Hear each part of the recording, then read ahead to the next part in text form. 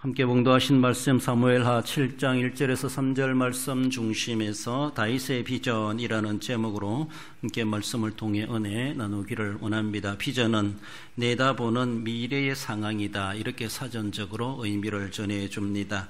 한마디로 꿈이다, 희망이다, 소망이다, 또한 장래, 이런 의미를 가지고 있습니다. 그래서 어째 미래지향적인 과거에 머물리는 그런 삶이 아니라 또 현실을 타대가며 낙심하고 있는 것이 아니라 계속해서 전진해 가는 그런 성향, 그런 의미를 가지고 있다라는 것을 우리는 기억하시며, 그래서 오늘의 시대와 상황이 어떠하다 할지라도 그것을 초월하여서 우리가 가져야 되는 것은, 늘 우리 마음에 품고 있어야 되는 것은 꿈이 있어야 된다, 비전이 있어야 된다라는 겁니다. 그래서 무슨 꿈이 있는가, 무슨 목표가 있는가, 늘 이런 마음 가지고 거룩한 도전심을 가지고 도전해가는 그런 우리 모습이 되어야 할 것입니다. 어떤 분은 그렇게 말합니다. 꿈을 가지면 자기 인생을 살고 꿈이 없으면 남의 인생을 산다, 그렇게 말하고 있습니다.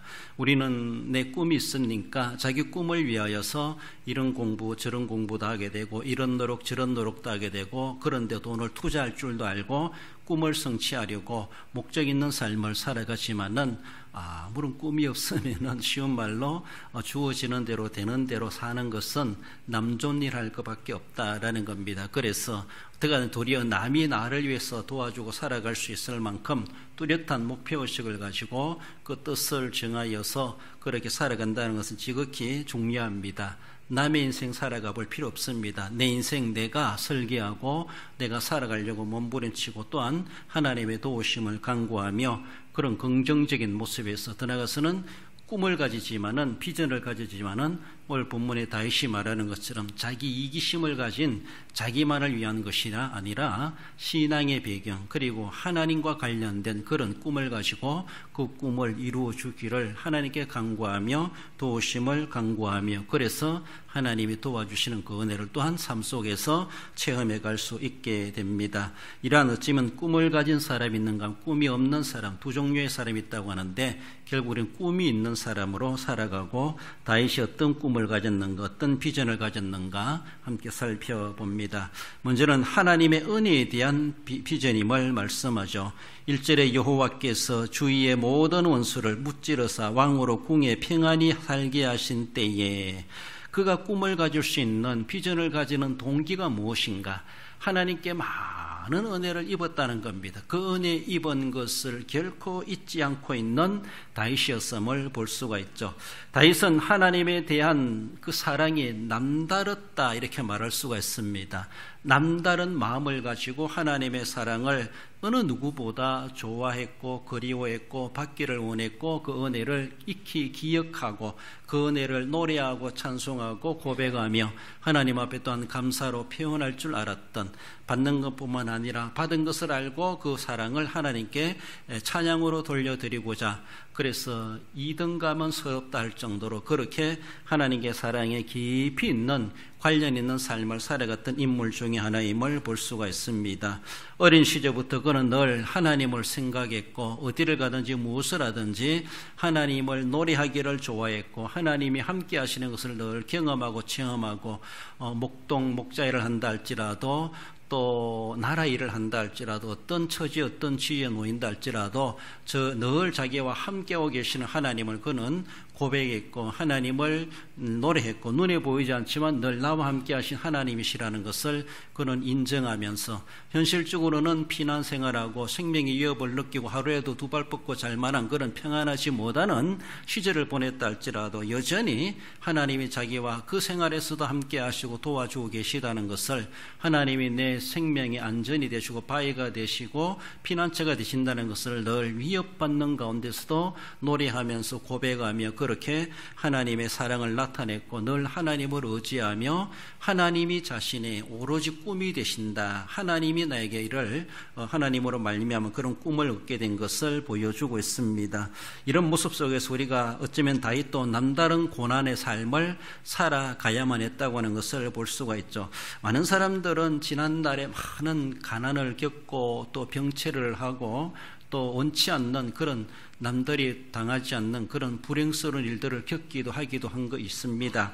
그래서 그것을 지나고 나면은 이제 몸이 회복되고 또 물질적으로 넉넉하고 삶의 환경이 좋아지다 보면은 지난날에 그 힘들었고 어려웠던 일을 까마득하게 잊어버리고 오늘의 평안함에 익숙하게 물들어 살아가는 것이 일반적인 우리 모습이 아닌가라고 볼 수 있습니다. 물론 지난날의 것들을 잊어버리고 오늘의 현실에 맞게 오늘의 수준에 맞게 그렇게 살아가는 건 지극히 당연합니다. 그런데 한편에서는 어떤 사람들은 지난날을 잊지 못하는 사람이, 그것도 두 종류의 모습이 있는데, 부정적으로 잊지 못하는 사람들은 내가 옛날에 그렇게 가난하고 힘들고 병들고 고생했다라는 것, 그 배고픔을 느껴봤던 그것을 잊지 못하는 것이죠.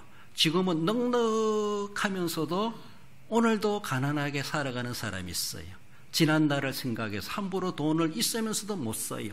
옛날에 내가 이 돈 벌기 위해서 어떻게 했던가, 이것을 하기 위해서 어떻게 했던가, 땅 한 평이라도 남의 땅 농사 지어가지고 쌀 한 좀 더 얻으려고 하는 그렇게 고생했던 걸 생각하면서 지금은 그 곡식이 넘쳐나고 있고 또 물질이 풍부하면서도 그 가난한 시절을 생각해 보면서 지금 있는 돈도 쓸 줄 모르고 쓰지도 못하고 사용할 줄도 모르고 여전히 가난한 속에 가난한 것처럼, 여전히 빈약한 것처럼, 여전히 허약한 것처럼 그렇게 살아가는 사람도 있다라는 겁니다. 없어서가 아니라 있으면서도 거기에 빠져가지고 거기에 어쩌면 자기 발목 잡혀가지고 여전히 그런 궁상맞은 삶을 살아가는 그런 모습이 있지 아니한가 우리는 생각해야 돼요. 그것을 떨쳐버리고 오늘의 삶에 대해서는 주어진 은혜에 대한, 받은 은혜에 대한, 입은 은혜에 대한 감사할 줄 알고 오늘의 수준에 맞게 또 그렇게 사회적으로 하나님 앞에도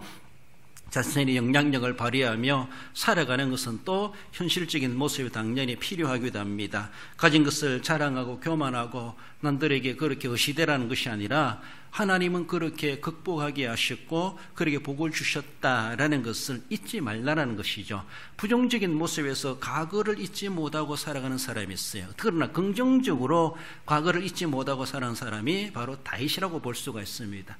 내가 그렇게 환난을 당하고 어려움을 당하고 정말로 하루 먹을 것이 없어가지고 제사장이 진설병이라도 얻어먹어야 하는 그런 처지, 그런 굶주림, 그런 생명의 위협을 느끼고 살아갔던 그 지난 날들을 생각해 볼 때 오늘의 하나님께서 나에게 이렇게 넉넉함과 이렇게 이제 누구의 위협을 당하는 것이 아니라 어디 가서 싸워도 이기게 하시고 승리하게 하시고 이런 놀라운 권세까지 주셨다는 것을 생각할 때에 하나님 나 같은 것을 그런 자리에서 그런 베들레헴 풀밭에서 나를 불러주시고 오늘의 이러한 자리로 인도해 주시고 이런 은혜를 있게 하신 것을 그 과거를 잊지 못하고 있어요. 그래서 하나님 앞에 감사함이 넘쳐나는 오늘 나의 나 된 것은 하나님의 은혜입니다. 이런 마음 가지고 그 은혜에 대한 발로에서 하나님을 향한 꿈을 가지고 그런 모습 속에서 과거에 일맺는 것이 아니라 과거를 잊지 않으면서도 미래지향적인 삶을 꿈을 가지고 있는 다윗의 모습을 볼 수가 있습니다. 그래서 지금은 가지고 있는 얼마든지 풀어놓고 오픈하고 사람들에게 나누고 베푸는 그런 모습들, 그래요. 오늘도 우리가 늘 여전하게 불안하게 초조하게 오늘은 무엇을 먹고 마실까 이런 모습에 궁상맞은 그런 삶, 그런 구두쇠의 정체성을 벗어버리지 못하고 벗어나지 못하는 그런 모습이 아니라 하나님께서 오늘도 내게 주시고 지금도 이렇게 은혜 주심에 대해서 우리는 늘 세워보며 감사할 수 있어야 할 것입니다. 어쩌면은 자신이 어려울 때 도움이 되었던 주변의 사람들이 있습니까? 내가 어린 시절에 그렇게 힘들었을 때 나에게 아무런 대가 없이 아무런 희망도 없지만은 나를 도와주신 이웃 사람들, 그런 스승님 또는 주변의 어른들, 주변의 친구들, 그런 사람들을 생각할 때 오늘의 모습에 와서라도 내가 그 은혜를 잊지 못하고 감사해야지 보답하고자 하는 그런 자세는 가지는 것은 지극히 당연한 모습입니다. 받았으면은 과거를 잊어버리고 이제는 다 망각해 버리고 은혜 받은 것도 생각지도 못하고 완전히 잊어버리는 그런 모습보다는 과거의 역사를 기억하면서도 거기에 머물러 있는 것이 아니라 거기에 은혜 입은 것, 거기에 있었던 것을 교훈 삼아서 오늘에 더 진일보해가는 그런 우리의 모습들이 되어야 할 것이죠. 전체적으로 바라볼 때 하나님의 은혜로다, 하나님의 은혜였습니다 라고 하는 것을 그렇게 고백하는 것을 볼 수가 있습니다. 그래요. 그래서 지극히 그 은혜에 대한 은혜를 감사하는 그런 모습, 그저 이기적이고 뻔뻔하게 쉬운 말로 입 싹 닦아버리고 언제 그랬냐 그런 식이 아니라 기억해주고 알아주고 이제 내가 이제는 돕는 자가 돼야 돼야지. 내가 다른 본인에게 내가 보답하지 못한다 할지라도 대사회적으로도 나도 나보다 어려운 사람, 이웃 사람 내가 도와야지, 나도 도움을 주는 자가 돼야지. 이렇게 되어질 때 결국은 내가 받은 은혜를 본인에게 직접 보답하지 못한다 할지라도 다른 사람에게 갚는 그런 모습이 되고 또 그 사람도 도움을 받아서 나중에 은혜 있고 컸을 때에 그도 다른 사람을 섬기는 은혜의 순환이 이루어져가는 그런 모습을 볼 수가 있습니다. 인간적인 모습뿐만 아니라 전체적인 모습에서 다 하나님이 나를 도와주시고 나를 돌봐주시고 나를 인도해 주셨다라는 것을 늘 생각하는 그런 나머지 그렇습니다. 시편 116편 12절에 보면은 내게 주신 모든 은혜를 내가 여호와께 무엇으로 보답할까. 늘 다윗은 하나님의 은혜를 세워보며 늘 생각하며 오늘의 현실적인 모습이 어떠하다 할지라도 늘 하나님의 은혜로 지금도 하루하루를 살아가고 있다. 앞으로 살아갈 날들에 대해서도 하나님의 은혜 없이면 살아갈 수가 없다. 이런 모습이죠. 오늘 주변의 상황이 그렇게 넉넉해가지고 좋아가지고 하나님 앞에 이런 은혜의 발로를 가지고 비전을 가지는 건 만이 아니죠.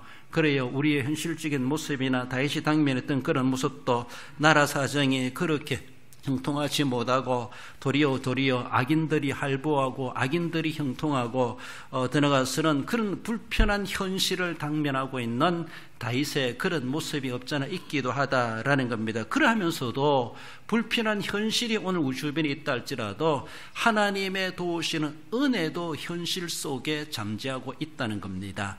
눈에 보이는 직전 우리가 부닥치는 그런 현실적인 불편한 현실들만 가지고 불평하고 하나님 앞에 감사하지 못하기보다 그러나 세상은 그런 일이 있을 수 있다. 이렇게 세상은 부정과 불법과 또 어쩌면은 상식적이지 못하고 윤리적이지 못하고 양심적이지 못하고 여러 가지로 꼼수와 변수와 변칙이 앞장서고 이런 것들이 통하고 있는 이런 세계 속에 도저히 받아들일 수 없는 이런 부정한 세계를 바라보면서도 그런 그 중에서도 여전히 하나님의 은혜도 거기에 함께 존재하고 공존하고 있다는 것을 생각할 때 하나님의 은혜는 여전히 우리에게 주어지고 있다라는 겁니다. 현실적으로는 참 불만스럽습니다. 원망스럽습니다. 도저히 정말로 현실을 받아주고 싶고 인정해주고 싶지 않는 그런 현실 속에 있다 할지라도 늘 거기에서 의인은 하나님의 은혜를 캐내고 은혜를 발견해내고 하나님의 은혜에 의해서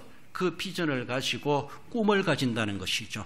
불평불만하면 감사할 수 없습니다. 불평불만하면 비전이 없습니다. 미래가 어둡습니다. 걱정스럽습니다. 아무런 계획도 하고 싶지도 않아요. 된다는 보장도 없고 그렇습니다. 그렇지만은 부정적인 세상 바라보면 그렇지만 하나님 바라보고 하나님의 은혜를 생각하면은 여전히 그 가운데서도 하나님의 은혜도 존재하고 있다는 것이죠. 죄가 많은 곳에 은혜가 많다 이렇게 말하는 것 같기도 하는 것처럼 죄만 바라보지 말고 이런 불법 부정과 비양심적인 그런 현실적만 바라보지 말고 오늘도 여전히 변함없이 그 속에서도 하나님의 은혜의 물줄기는 계속 나를 향하여 흐르고 있고 흘러 들어오고 있다라는 것을 발견하며 그 은혜의 발로에서 우리가 꿈을 가지고 비전을 가지고 하나님 앞에 귀한 뜻을 받들어 가야 할 것이지 세상이 그렇다고 해서 우리가 모든 비전을 내려놓고 희망도 잃어버리고 세상과 짝하며 세상에 그리 뒤섞여 살아간다는 것은 나도 부정을 저지르는 거나 다를 바가 없고 나도 비양심적으로 비신앙적으로 생각하는 거나 다를 바가 없지 아니한가 우리는 늘 생각해 보며 그런 세상이 그러하다 할지라도 거기에 물들지 아니하고 우리는 성도는 성도답게 구별된 삶으로서 그런 가운데서 하나님의 은혜를 찾아내고 은혜의 동기가 되어서 꿈을 가지고 비전을 가지고 하나님이 기뻐하시는 더 나아져가는 그런 삶을 우리는 계획하며 꿈꾸며 설계하며 살아갈 수 있어야 할 것입니다. 나아가서 다윗의 비전은 하나님을 위한 비전임을 말씀하고 있습니다. 목적이 무엇인가? 하나님을 위한 것이다 라는 것이죠. 2절에 왕이 선지자 나단에게 이르되 볼지어다 나는 백향목궁에 살거늘 하나님의 꾀는 휘장 가운데 있도다. 다윗이 무엇을 꿈꾸는가? 하나님의 성전을 이제 짓고 싶어하는 그 꿈이죠. 그렇습니다. 그래서 나는 백향목궁의 왕이라고 해서 이렇게 살고 있는데 하나님의 언약궤는 휘장 가운데 있도다. 아직도 광야 시대나 다를 바가 없는 천막에 놓여져 있는 하나님의 언약궤. 그래서 하나님의 언약궤, 즉 하나님의 임재를 상징하는 성전을 지어야지, 이런 꿈을 그는 이런 비전을 갖게 됩니다. 그래서 자기만이 아니라 하나님을 위하여서 내가 무엇을 할 수 있을까? 이 은혜를 무엇으로 보답할까? 그것이 거룩한 고민이었죠. 고민하고 생각하고 연구하고 기도하다 보니까 하나님이 지혜를 주시는 거죠. 그래요. 우리가 뭔가 하려고 거기에 마음을 모으고 생각하고 걱정하고 근심하고 기도하고 거기에 집중하고 더 나아가서는 몰입한다 이렇게 말하죠. 몰입하게 되면은 거기에 떠오르는 지혜가 있어요. 세상에서 사람들도 영감이 떠오른다 이렇게 말하죠. 그래요. 더 나아가서는 기도하며 하면은 진짜 하나님의 영이 우리에게 지혜를 주시는 것이죠. 기발한 아이디어, 기발한 생각이 떠오르게 하시는 하나님. 우리가 신앙을 떠나서라도 세상적인 모습에서도 몰입하면은 풀지 못할 수학 문제가 없다 이렇게 말한다죠. 그래요. 그래서 몰입하고 그것만 집중해서 쳐다보고 관심 가지면은 거기에 길이 보인다는 것이죠. 모든 문제는 해답이 있어요. 해답을 모르기 때문에 헤매는 것이죠. 못 푸는 것이죠. 그래요. 답이 있는데 답을 모른다는 것이죠. 어떻게 해야 될 것인가? 거기는 분명히 거기에 딸리는 공식이 있든지 거기에 딸린 무엇인가 풀어갈 만한 방법이 있는데 몰라서 그렇다는 것이죠. 그걸 알아야지 캐내야지 하면서 거기 우리가 집중하고 몰입하게 되면은 그런 정신적인 모습에서도 아이디어, 지혜를 얻게 되고 길을 찾게 된다. 그렇게 말을 하기도 합니다. 그래요. 우리가 다른 것보다도 긍정적인 것, 하나님의 은혜에 대해서, 하나님에 대해서 내가 무엇을 할까? 하나님을 위해서 내가 무엇을 할 수 있을까? 다윗은 자신의 형편과 환경을 대조하며 또 하나님을 생각하게 되죠. 난 하나님의 은혜로 이만큼 이렇게 좋은 자리, 좋은 환경, 좋은 건설을 가지고 그나마도 그래도 남다르게 이러한 은혜를 입고 있는데 내게 은혜를 베푸신 우리 하나님은 어떠한가? 물론 하나님은 영광 중에 계시지만은 이 땅에 하나님의 임재를 상징하는 그 언약궤를 생각해 볼 때에 너무나도 하나님을 내가 제대로 모시지 못하고 대우하지 못하는 그런 모습으로 자신과 비교할 줄 알았다라는 겁니다. 그렇게 할 줄 아는 것이 지혜입니다. 그렇게 하나님을 생각하다 보니까 그런 비교, 그런 대조, 그렇게 생각하고 내가 너무 하나님을 남몰라 했구나, 나만이 생각했구나, 내 좋은 것만 생각하고 감사했구나, 내게 주신 은혜만 생각하고 감사했구나. 그럼 하나님 앞에 내가 제대로 하나님을 숨기지 못한 것을 회개할 줄도 아는 것, 제가 있어 그런 것이 아니라 하나님을 나보다 더 귀중하게, 더 위대하게 섬겨가지 못한 것을, 다하지 못한 것, 덜한 것, 부족한 것을 회개하는 그런 자세를 갖는 것을 보죠. 그렇습니다. 이렇게 하나님을 위하여서 무엇을 할 수 있을까, 이런 고민으로 결론적인 하나님의 성전을 지어야지. 그래요. 이 역사 속에 지금 성전 개념은 이스라엘 백성들이 상상할 수 없는 거예요. 그저 모세시대 때보다 가장 거룩한 장소로 천막, 해막을, 성막을 지어놓고 그것이 하나님의 거룩한 장소라고 지금까지 역사적으로 해왔고, 어떤 물질적인 이런 건물을 지어가지고 하나님의 언약궤를 모신다? 이거는 모세 시대도 없었고 여호수아 시대도 없었고 사사 시대도 없었고 지금 역사에 이래 언약궤가 제작된 그 후에 생전에 이런 역사에 있을 수 없었습니다. 그런 역사가 있었고 그런 전례가 있었고 그런 문화가 있었다면은 다시 해야지, 회복해야지 이렇게도 하지만은 성전을 지어서, 건물을 지어서 하나님의 언약궤를 모신다는 것은 정말 어쩌면 상당히 시작이기 때문에, 이전에 없었던 역사이기 때문에 그런 생각을 해낸다는 것 자체가 이거는 하나님 아버지께서 그에게 주신 생각이 아닌가, 이렇게도 말할 수가 있습니다. 속된 말로 기발한 아이디어다는 것이죠. 정말로 나단 선지자도 처음에 딱 들었을 때 깜짝 놀라지 않습니까? 정말로 더 이상 생각할 것도 없이 좋습니다 라고 선지자도 어쩌면 그런 생각까지 할 수 있었습니까? 이렇게 할 정도로 감탄하게 되는 것을 봅니다. 그래요. 어떤 일에 대해서 관심을 가지고 집중을 하지만은 과연 우리는 얼마나 하나님을 향한 비전을 꿈을 꾸고 있는가, 하나님을 향한 꿈을 꾸고 있는가, 하나님에 대해서 관심을 가지고 마음을 모으고 거기에 대해서 나도 집중한다라고 하면은 하나님 우리에게 주시는 남다른 생각, 남다른 계획이 우리에게도 주어질 수가 있습니다. 그래요. 대한교회를 향하여, 우리 교회를 향하여 내가 뭘 어떻게 할 수 있을까? 난 어떻게 섬길 수 있을까? 그것이 주된 기도 제목이 되고, 눈 감을 때마다, 생각할 때마다, 뭘 할 때마다 나는 어떻게 이바지해 갈 수 있을까? 내 남은 생에, 내 남은 삶의 기간을 통해서 내가 어떻게 하나님 앞에 정말로 제대로 한번 섬겨볼 수 있을까? 이런 거룩한 고민이 필요하죠. 그래요. 그만큼 은혜를 아는 사람은 이 은혜를 내가 무엇으로 보답할고, 이런 늘 기도 제목 가지고 소원을 갖게 되는 것을 봅니다. 그래요. 그래서 내가 아무리 능력이 있고 가진 것이 있고 또 시간이 있고 한다 할지라도 사회적으로는 뭔가 할 수 있을지 모르지만은 하나님을 위해서 그런 관심과 마음을 모으지 못한다면은 제대로 이행할 수가 없을 겁니다. 몰입이라는 책을 통해서 바라볼 때 프랑스 사람 몽테스큐에라는 사람이 이런 말을 하고 있어요. 아무리 약한 사람이라도 단 하나의 목적에 자신의 온 힘을 집중함으로써 무엇인가 성취할 수 있지만, 비록 강한 사람일지라도 힘을 많은 목적에 분산하면 어떤 것도 성취할 수 없다, 이렇게 말합니다. 그래요. 아무리 약한 사람이랄지라도 한 가지 일에 몰두하게 되면은 그것을 이루어낸다는 겁니다. 아무리 능력이 있고 많은 것을 가지고 강한 사람이랄지라도 그 힘을 분산시켜 놓으면은 제대로 해내는 거 한 가지도 없다라는 겁니다. 물방울이 바위를 뚫는다, 이런 말을 하죠. 그렇습니다. 그것처럼 내가 하나님의 일에 대해서 세상 일에 손 뻗어가려고 하면 여러 번 분산시키려고 하면 항정 없을 겁니다. 이것도 저것도 갈 곳 많고 만날 사람 많고 할 일도 많고 오만 곳에 정말로 내가 오지랖 넓게 그렇게 행동할 수 있겠지만은, 그런 것뿐만 아니라 정말 세상은 그러하다 할지라도 그것도 할 수 있으면 해야 되겠지만은 내가 하나님의 일에 얼마나 내가 분산시키지 아니하고 내 마음과 정성과 온 힘과 능력을 다하여 힘을 다하여 하나님 앞에 내가 집중해 가면서 그렇게 어째 몰입해 가기까지 하면서 주님 앞에 내가 한번 해보려고 했던가, 하나님의 교회를 위해서, 하나님의 뜻을 위해서, 하나님의 나라를 위해서, 복음을 위해서 내가 얼마나 그렇게 마음을 모아보았던가, 관심을 가져보았던가, 다윗처럼 그런 거룩한 고민이 우리에게 있어 왔던가를 생각해 봐야 할 것입니다. 어쩌면 너무나 분산시켜 놓다 보니까 제대로 해낸 것도 없이 그렇게 지내온 것은 아닌가 여겨보기도 합니다. 그래 많은 사람들이 소득 없는 고민을 많이 하고 무익한 스트레스를 받고 살아가는 오늘의 현대인들이 아닌가 그렇게 생각해 봅니다. 뭔가 고민이 있으면 소득 있는 고민을 해야 돼요. 우리가 일을 하다 보면 스트레스 받을 수 있습니다. 스트레스 받지만은 무익한 것이 아니라 유익한 스트레스. 그 정도의 스트레스는 받을 만하다. 왜? 거기에 대한 성과가 있기 때문에 그렇게 돼야 되죠. 그래요.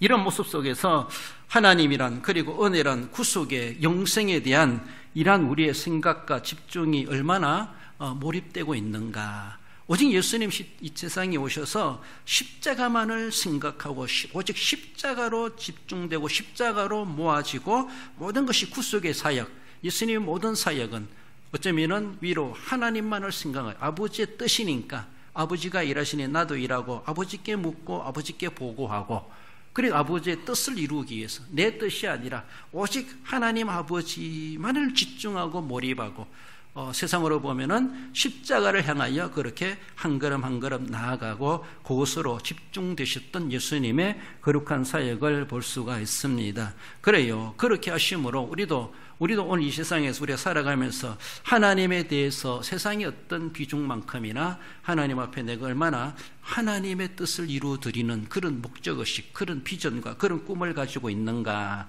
세상으로 바라볼 땐 참 원망스럽고 불편하고 또 이해하고 싶지 않는, 받아들이고 싶지 않은 그런 현실들이 많이 있지만, 그러나 주님만을 바라볼 때 세상 다 잊어버리게 되고, 그런 것들 때문에 스트레스 받을 필요도 없고, 그런 것들 때문에 고민하고 걱정할 필요도 없고, 오직 하나님의 은혜만 다 집중하게 되면은 그 세상의 잔소리, 그런 쓴소리들, 그런 불편한 소리들, 거기에 얽매이지 아니하고, 그것 때문에 스트레스 받지 아니하고 하나님의 은혜에 깊이 잠김으로 도리어 그 은혜로 말미암아 세상도 극복이 되고 세상에 걱정이 되지 아니하고 도리어 은혜의 깊이와 넓이와 높이를 알고 감사함이 넘쳐날 수 있음을 볼 수가 있습니다. 우리가 늘 교회 올 때마다 주님의 구속의 은혜에 감격으로 올라와야 되고 예배드려야 된다, 이렇게 말합니다. 그래서 늘 주님 앞에 올라왔을 때 늘 날 위하여 십자가에 달려 돌아가신 주님의 그 은혜, 늘 십자가를 생각하고 구속을 생각하고 그 은혜의 발로에서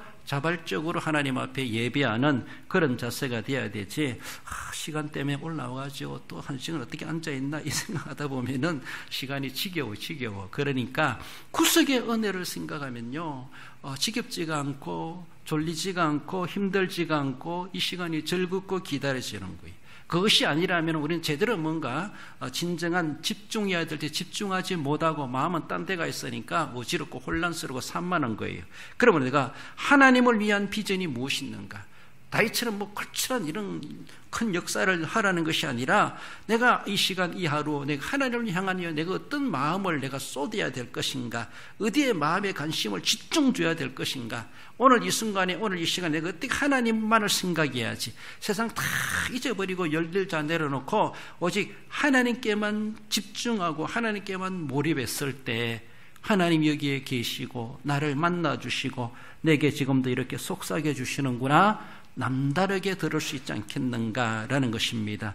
그런 모습 속에서 오직 우리에게는 오직 하나님 예수 그리스도밖에 없다라는 것을 우리는 늘 생각하며 이래도 저래도 나는 예수님이 좋아요, 예수님밖에 없습니다. 세상에 보면 우울하지만 그러나 주님 생각하고 주님 바라보니까 그래도 즐겁고 감사하고 그래요. 좋게 비교할 수 없는 주님이 계시다고 하는 것을 우리는 늘 생각하며 주님 때문에 늘 비전 있고 소망 있는 우리의 모습이 되어야 되죠. 시편 121편 1, 2절 보면 내가 산을 향하여 눈을 들리라, 나의 도움이 어디서 올까? 나의 도움은 천지를 지으신 여호와에게서로다 라고 고백하고 있습니다. 역대하 20장 12절 하반절에 여호사밧 왕 때입니까? 오직 주만 바라보나이다. 어찌할 수 없습니다. 오직 나는 주님밖에 없습니다. 오직 주님만이 나의 소망입니다. 나의 시선은 오직 주님만을 집중합니다. 나의 생각, 나의 몰입은 오직 주님밖에 없습니다.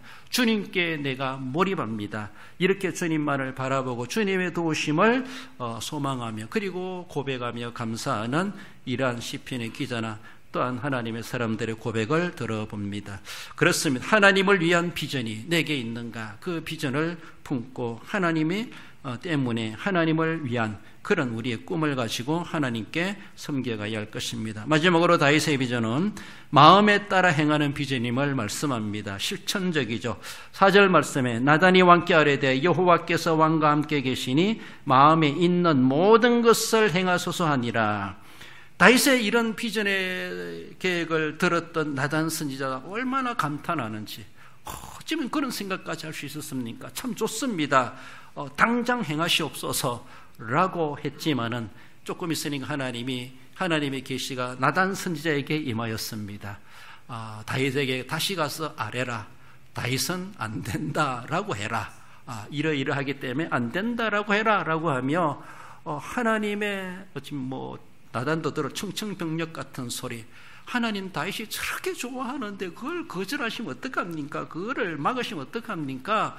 나단도 하나님을 말리고 싶었을 겁니다. 자기가 생각해도 너무나 기발한 아이디어가 너무나 좋았는데 아니냐더나 하나님께서는 다윗은 아니다, 다윗에게 허락할 수 없다, 하나님을 위해서 한다고 하는데도 하나님이 거절하신다는 것이죠. 나단 선지자고 생각할 때도 참 이 말을 어떻게 할까, 얼마나 실망할까, 얼마나 낙담할까. 그렇지만은 선지자는 선지자 노릇해야 되죠.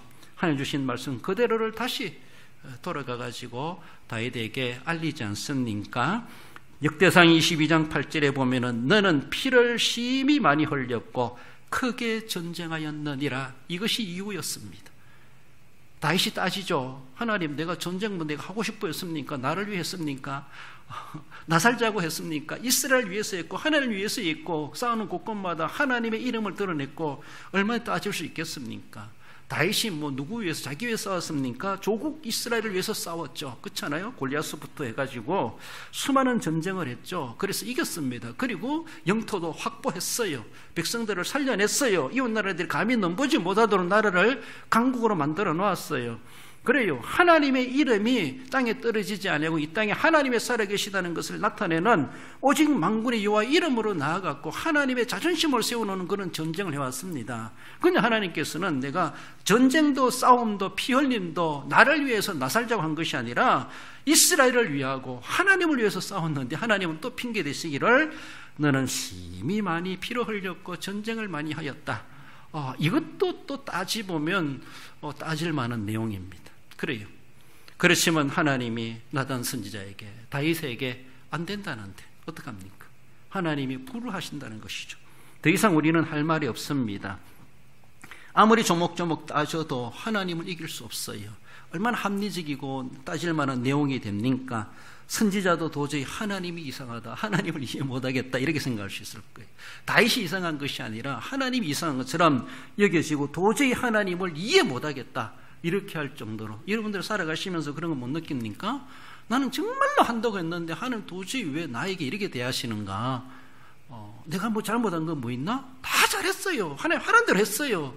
올라가라, 싸우라, 대하라. 네가 그들을 붙여주겠다. 하나님이 싸우라 해서 싸웠고, 그래서 몸고생하며 죽을 고비 넘겨가면서 자신 생명의 위협을 느껴가면서 나라를 위해서, 백성을 위해서, 하나님의 이름을 위해서, 하나님의 영광을 위해서 이 땅에 하나님의 살아계심을 나타내고 그렇게 지금까지 한평생 살아왔고 마지막 이렇게 소원도 성전 지어 하나님께 바치겠다는데 그것도 너무나 귀한 일인데 하나님을 도저히 이해 못하겠다. 그래요. 이해 안 되는 게 참 많습니다.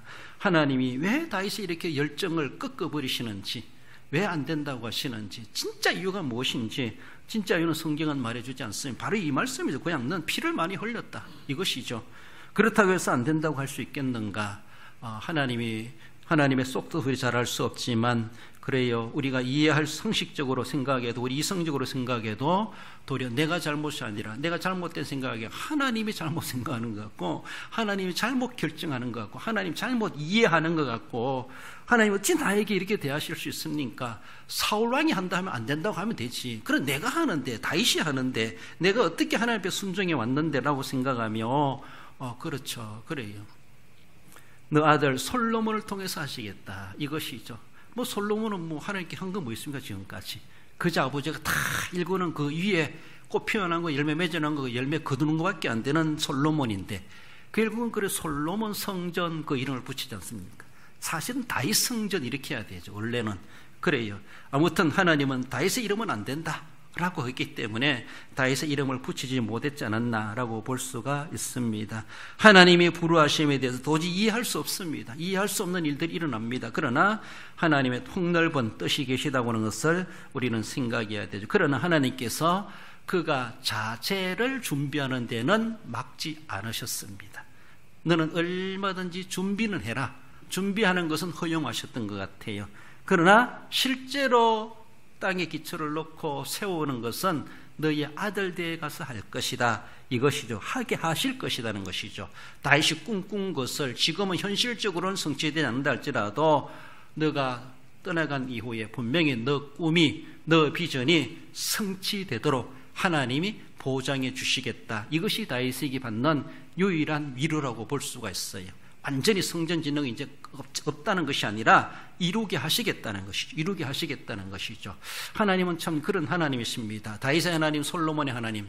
다윗은 죽고 없어졌는데 솔로몬 성전이 지어지고 거기에 다윗이 그렇게 설계하고 계획했던 그 성전이 아름답게 휘황찬란하고 아주 정말로 럭셔리하게 호화롭게 그렇게 지어졌던 것을 볼 수가 있죠. 그래요. 하나님은 아브라함의 언약도 아브라함 생전에 하늘의 별과 같은 바다의 모래 같은 자손을 봤습니까? 못 봤습니다. 그런 하나님 꿈을 주셨잖아요. 계속 그 비전을 품고 살아가게 하셨잖아요. 기도하게 하셨잖아요. 그렇지만 하나님 분명히 그 꿈을 분명히 후손에 이르기까지 분명히 하나님은 없어지게 하지 아니고 무마되게 하지 아니하시고 이루어내신 우리 하나님이시다라고 하는 것처럼 다윗을 향하여서도 다윗이 설계하고 꿈꾼 것을 비록 다윗의 생애 때는 안 된다 할지라도 하나님이 내가 기도했던 것, 내가 꿈꾸었던 것, 내가 씨를 뿌려놓은 것, 내가 준비한 그것이 다 쓰레기 고물로 처리하게 하지 아니하시고 그것이 사용되게 하시고 결국은 하나님이 그것을 이루어내신다라는 것을 그에게 약속해 주셨던 것을 볼 수가 있습니다. 그것이 우리가 받는 위로요 응답입니다. 그래서 딱 지어졌어야 대단하다 이런 것이 아니라 이미 우리는 지어진 것처럼 내다보면서 하나님 감사합니다.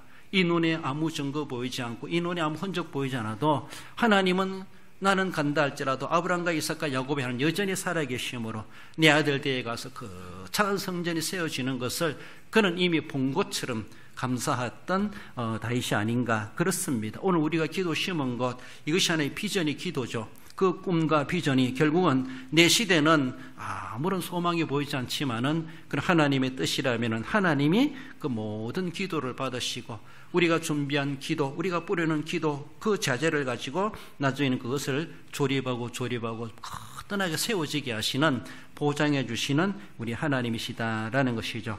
그래서 다윗은 금, 은, 동, 철, 목, 나무, 돌 이런 것까지라도 충분히 준비하게 되었고 이웃나라 두로와 이웃나라의 외교 관계도 아주 원만하게 해놓고 그리고 이 나라에서 구할 수 없는 그런 기술자들, 장인들 그런 온갖 일에 익숙한 사람들을 다 섭외해 놓고 얼마든지 도움을 받게 되고 건축 자재도 수입하게 되고 그래서 외교 관계든 법률적이든 조직이든 여러 가지 떠나가서는 앞으로 성전이 세워졌을 때 하나님을 섬기는 제사장들 레위인들의 찬양대를 조직하고 물론 다윗 시대도 찬양대가 있었습니다마는 그 성전이 어떻게 운영되고 하나님께 영광 돌리는 성전이 되어야 될 것인가 어쩌면 그가 지금 죽기 전에 예행 연습하듯이 이미 다 준비해 놓고 이렇게 할 수 있도록 그렇게 하지 않았나라고 볼 수 있습니다. 인적 자원이든 물적 자원이든 외교 관계이든 또 어쩌면은 나라의 국내적인 법률적인 모습이든 종교적인 신앙의 조직이고 시스템이든 모든 환경을 어쩌면 다윗 시대에 거의 다 구비해 놓지 않았나 이렇게 볼 수가 있습니다. 이런 모습 속에서 솔로몬은 아버지의 유언을 받고 그대로 아버지가 계획하고 설계한 대로 어쩌면은 하나의 조립하듯이 그것을 그렇게 이루게 된 것을 우리는 이미 잘 알고 있습니다. 하나님의 때에 성취되는 비전이라고 하는 것을 볼 수가 있습니다. 다윗의 생전에가 아니라 하나님의 시간이 있다는 것이죠. 하나님의 때에 있다는 것이죠. 하나님이 일하실 때구나, 하나님의 시간이구나 라는 것이죠. 이제 우리의 시간은 우리는 더 이상 할 것 없어요. 우리는 하나님 말씀대로 요거까지다라고 그것까지만 하면 돼. 그리고 그 이후에는 이제 하나님이 하시는 것이죠. 지금까지 보면 아무런 꿈도 보이지 않고 어떻게 될 것인가 암울하기도 하고 보장되지 않는 오늘의 현실을 살아가고 있지만은 우리의 꿈은 결코 사그라지고 취소되고 나라도 뭐 대통령이랄지라도 뭐 국정 정책을 공약해놓고도 뭔가 시행하다가도 중간에 하다가 많은 것 결국은 세금만 낭비해버리고 이것도 저것도 되지 않는 그런 모습 볼 때 얼마나 안타깝습니까? 이 일을 거창하게 국책사업이라고 하며 해놓고도 나중에는 속된 말로 실패로 돌아가 버리고 돈 막 진땅 써버리고 제대로 이뤄내지 못하고 완성되지 못하는 그런 세상 일들이 얼마나 많습니까? 수억의 돈을 쓰고 하면서도 남존일하죠. 그러나 하나님께서 우리에게 비전을 주시고 이루시고자 하시는 것은 하나님이 보장해 주시는 거예요. 돈이 없으면 못하겠습니까? 인력이 없으면 못하겠습니까? 시간이 없으면 못하겠습니까? 하나님은 분명하게 우리의 기도가 우리의 꿈과 우리의 비전을 어쩌면 내 시대는 안 이루어진다 할지라도 하나님은 분명히 이루어내시는 하나님의 뜻이라면 하나님의 시간대에 하나님의 때가 있다는 것을 우리에게 분명히 말씀해 주십니다. 자기 만족을 위한 비전이 아니라 하나님의 만족을 위해서 하나님을 어떻게 내가 더 잘 섬길까? 하나님을 더 기쁘게 할 수 있을까? 이 백성들이 내가 죽고 나서도 하나님을 어떻게 잘 섬길 수 있는 그런 조직과 그런 시스템, 그런 환경을 내가 만들어줄까? 이런 모습이죠. 그런 모습에서 다윗이 그렇게 계획했던 것은 아닌가. 이런 모습 속에서 하나님을 위해서, 하나님의 만족을 위해서, 하나님의 영광을 위해서, 하나님의 이름을 위해서 이것이 오롯이 그의 비전의 목적이었고, 그래서 하나님도 흔쾌히 어쩌면 그렇게 이루어지도록 해주겠다, 그렇게 약속하신 바가 있는 것을 봅니다. 마음에 따라서 행하소서라고 말하는, 마음에 따라서 행한다는 것은 우리로 보면은 성령의 감동을 소멸하지 말고 부담스럽고 거북하다 할지라도 마음에 있는 모든 것을 행하소서. 성령의 나라에 그 마음에 감동 주시는 것이 있어요. 그것을 우리가 실제적으로 행해야 되죠. 거창한 청사진을 가지고 있어도 행하지 못하면 무슨 소용이 있습니까? 그런 청사진 나도 그릴 수 있어요. 그렇지 않아요? 꿈을 꿀 수 있어요. 그러나 꿈을 실제로 행한다고 하는 것은 현실적입니다.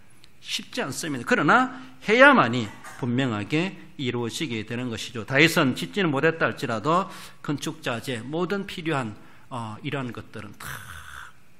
것들을 다 준비할 수가 있었다라는 것, 그 정성, 성전 짓는 정성만큼이나 자재를 준비하는 데도 얼마나 마음과 애정을 가지고 했겠는가. 이것은 어떤 곳에 기둥으로 세워야 된다, 이건 어떤 곳에 천막으로 하면 된다, 어떤 곳에 세우면 되겠다, 막 이렇게 자기 나름대로 이미 하나하나 마음속으로 성전을 지어가면서 거기에 필요한 자재가 무엇이겠는가, 이렇게 그 나름대로 철저하게 세심하게 준비할 수 있었던 다윗이었음을 볼 수가 있습니다. 자기 만족이 아니라 하나님의 뜻이라는 것을 늘 기억하시고 하나님의 뜻을 따라서 행하고자 하는 그런 모습. 잠언서 16장 33절에 보면 제비는 사람이 뽑아낸 모든 일을 작정하기는 여호와께 있느니라. 사람이 무엇인가 선택하여 행한다 할지라도 결국 하나님이 작정하신 바대로 이루어지게 된다는 사실을 늘 기억하시며, 우리가 어쩌면 어떻게 이렇게 했다 할지라도 하나님의 뜻은 또 남다른 방향이 있을 수가 있고, 하나님이 행하시고자 하시는 그런 일들, 사람들이 아무리 실력이 있고 능력이 있고 다수결로 뭔가 이루어진다 할지라도 하나님의 뜻이 아니라면은 그거 다 잠재해버리고, 또 하나님은 하나님의 뜻대로 이루어 가신다는 겁니다. 하나님의 뜻은 여전히 살아있고 결국 사람을 통해서 행하여 가시지만은 결국은 사람들이 아무리 제비를 뽑는다 할지라도 일을 이루어 가시고 작정하시는 분은 하나님이시다라는 것을 늘 기억하시며, 하나님의 또 오미하고 신비로운 뜻이 계시겠지, 이런 모습 속에서 우리는 잠잠히 기다릴 줄 알고 그 꿈을 잃어버리지 말고 성령의 마음에 감동 주시는 데 따라서 행함 있는 삶으로 주님 앞에 그 비전을 이루어가는, 실제적으로 실천적으로 감당해가는 우리의 삶이 되어야 할 것입니다. 그러할 때 어쩌면 하나님의 놀라운 영광에 참여할 수 있는 그 복이 우리에게도 보장된다는 것을 기억하십시다. 결론적으로 읽어봅시다. 하나님의 은혜를 이번대로 감사함을 가지고 하나님이 기뻐하실 비전을 품고 성령이 감동케 하시는 마음을 따라 실천함으로 하나님의 뜻을 이루는 데 소중하게 쓰임받는 성도가 됩니다. 이렇게 다윗처럼 귀중하게 꿈을 가지시고 비전을 가지시고 쓰임받기에 합당한 그 복을 누려 살아가시는, 날마다 희망적이고 미래지향적인 삶을 살아가시는 우리 모든 성도 여러분들 되시기를 주님의 이름으로 축원드립니다.